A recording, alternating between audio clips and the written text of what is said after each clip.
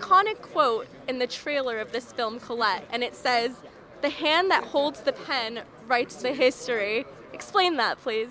Well, the story is about Colette writing books and her husband claiming credit for them. And at the turn of the 20th century, it was common that male authors really dominated the literary landscape, and women authors were not even really considered commercial in many ways. A lot of women wrote under male pen names. But when that quote is used in the film, it's really about who controls the narrative, who's writing the books, who's telling the stories, who's getting the credit.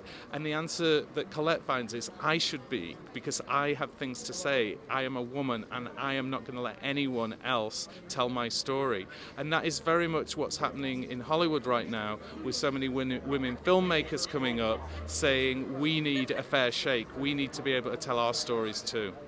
That is so true, and the interesting thing is that this happened at the turn of the 20th century. Yeah. Right now we're in the 21st century, and J.K. Rowling, the famous author of Harry Potter, experienced something very similar, where her actual name is Joanne Rowling, but they told her she had to change her name to J.K. Rowling because little boys would not buy a book from a female author. Can you believe that? Unfortunately, I can believe that, but it's really astonishing that these things are still happening.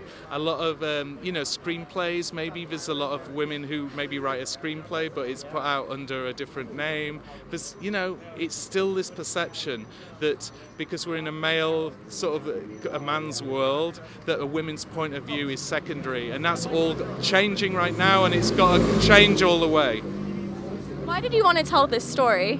Because Colette herself is such an inspiring character. She's very feisty, she's very intelligent. Anytime she came to a barrier in life, she broke through it. And I feel it's inspiring for anyone, women, LGBTQ people, men, anyone with facing issues in their life, to look at the way she did it and sort of say, yeah, you can be really brave and you can break through and make progress in your life in unexpected ways.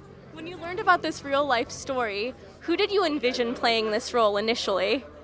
Well, initially, this was in 2001, and people say, did you think of Kira straight away? I'm like, no, Kira was 14. That would have been weird.